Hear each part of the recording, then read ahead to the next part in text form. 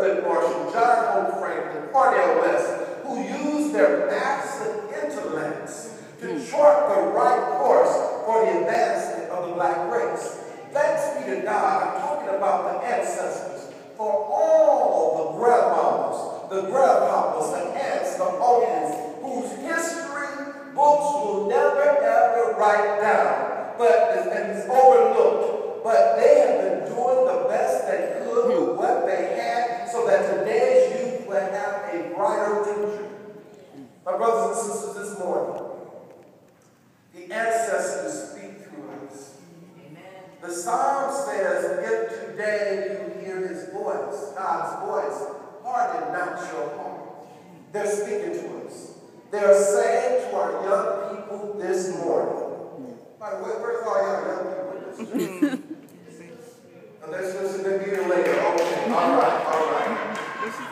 It's saying to our young people this morning, it's your turn. It's your turn now. We have done our part. We have paved the way. It's your turn now. It's time to use what God has given to you and make a better world. Yes, we know the challenge is daunting.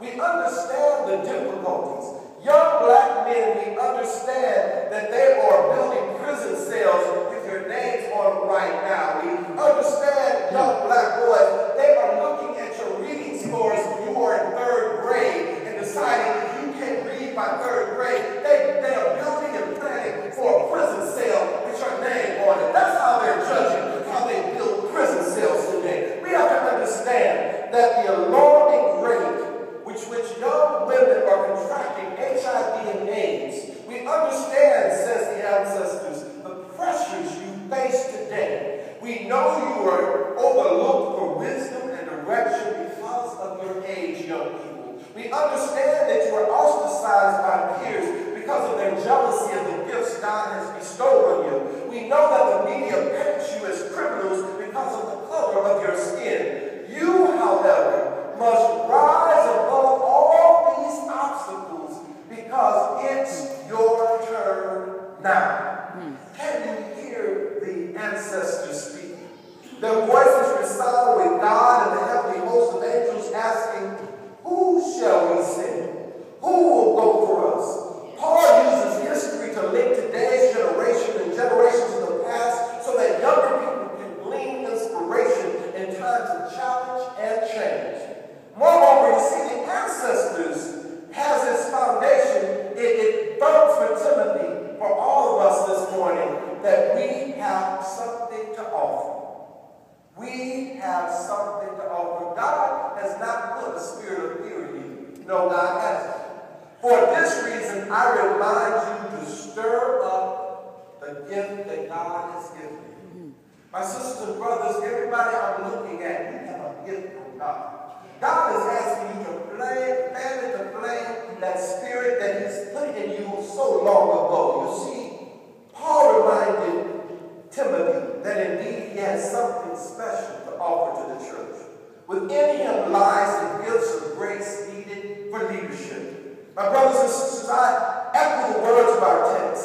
Each one of us has a special gift, talent, and ability to offer the church, to the community, and yes, even the world. God has equipped us with something special. Somebody shout out something special. I'm special. You see, God at the beginning of time knew that you were special, and when God made us, God had greatness on his mind. I wish I had a witness there. Amen. When God made us, God had greatness on his mind. We must reflect on our lives and take inventory of our abilities and talents.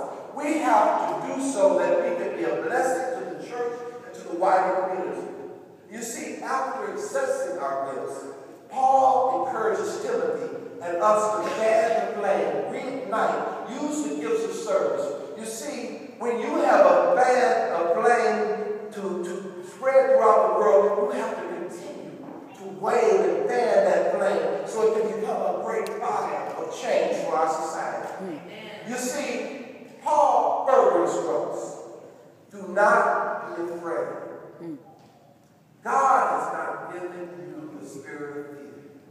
I'm looking at somebody right now and you're going through something that seems so insurmountable. and you're afraid. You back down, you don't know where you're going to turn, where you're going to go. But God has not put fear into your spirit. As Christians, we are called to be bold and bodacious. We are called to have the audacity to stand up and say who we are and whose we are. You have to understand we are not to be afraid. For too long, our community was conditioned to fear. From slavery to the middle of the 20th century, black people had to operate in fear as a mechanism for survival. Check this out. Jim Crow taught us to fear white people.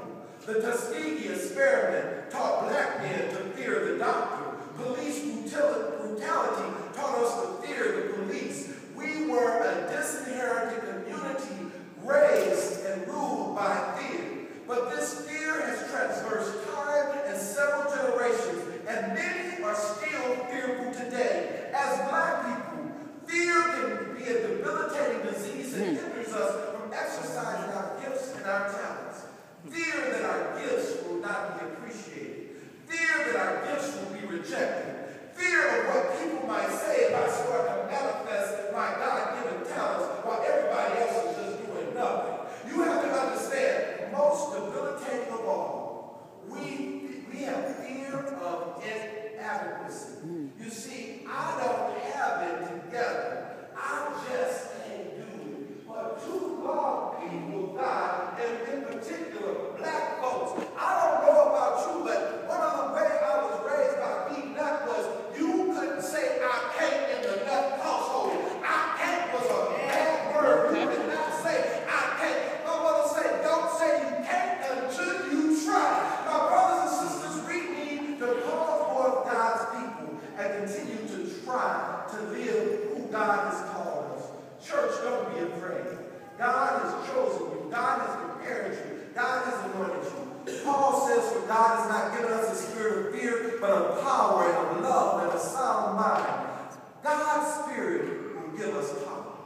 The word power in Greek is dunamis. It is where we get the words like dynamite and dynamic. Dunamis is a noun that represents a miraculous ability to go forth and do what needs to be done with authority and strength. Guess what? You are working with dunamis. When they ask you what you're working with, say, I'm working with dunamis. You have to understand that Greek word dunamis is a very Greek word that was a power that raised Jesus from the dead. When you got your head bowed down, put your head up because you're working with dunamis. All right.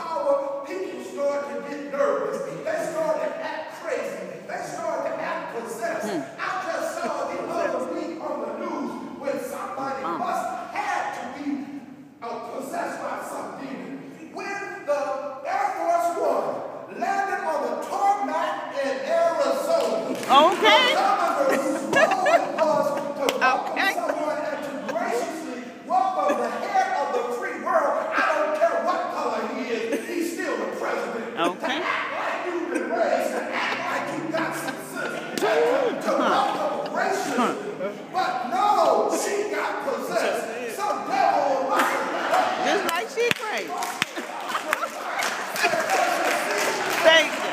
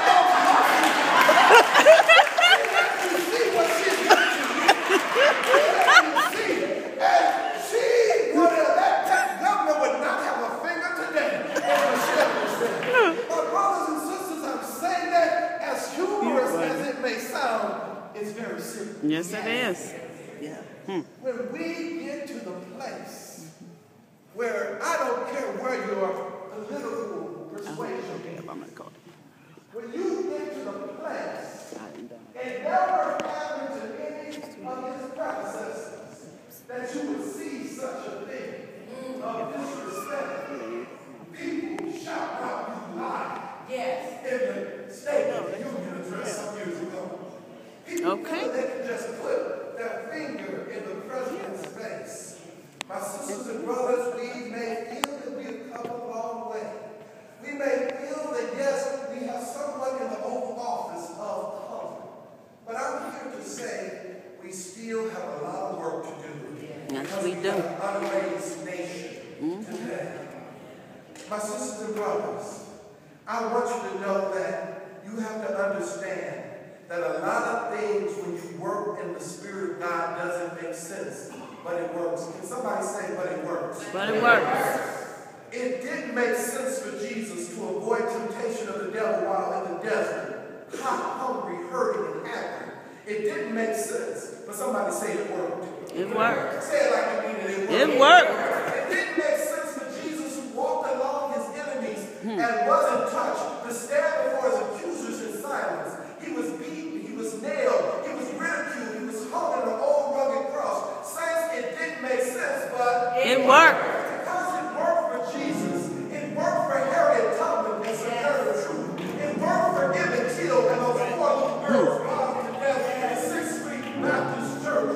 It worked for Medgar Evers as he was gunned down in his carport in Jackson, Mississippi. It worked for Nelson Mandela after he had walked out of his prison cell for 27 years in captivity. Yes, it worked. A prisoner became a president. Yes, it worked for a Southside community organizer named Barack Obama now sits in this place called the Oval Office. It works, it works, it works. It works. Sisters, it doesn't make sense, but it works. We have to understand we are called and we're looking to create more positive results in your life. We have to replace all those if-onlys, those woulda, coulda, shouldas with next time. God always gives us a next time. You might have been able to give me this time, but God gives me a next time. Next time, I'll take that opportunity and I'll make it a possibility. Next time, I'll take that challenge and I'll turn it into change. Next time, I'll take that problem and turn it into a solution. Next time, I'll take criticism and I'll use it as a character builder. Next time, I'll take